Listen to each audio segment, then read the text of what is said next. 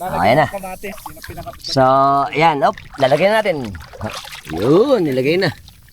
Okay. Ito po ang tawag pala din na ito. Yung iba kasi tawag dito kolong-kolong eh. Pero sa kanila, ang tawag dito biayan. Siyempre yung biayan, ano ba yung biayan sa Tagalog? Ang biayan po, ito po yung nakababad sa tubig din. Yung ating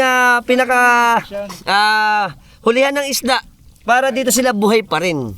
Kasi pagka po ito ay inangat sa bangka at sa hangin, mamamatay agad ito eh. Ganda po yung huli na natin la idol dito. Yan ang ating bahagya. Ang dami na pala. Ang dami. Hula sa laang. Yan po ang ating mga kumikiwal-kiwal pa ang mga talimusak. Ang biyang ugnat. Sarap. Kita nyo naman Masarap po ito sa kamatis eh.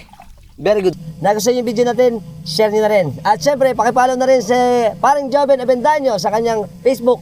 Nagre-reel siya. At pakisuportahan ng Island Life natin. Until next time, mga tropa, keep safe and keep moving always. Bye-bye! Ha? Nanguog natin, makukuha natin.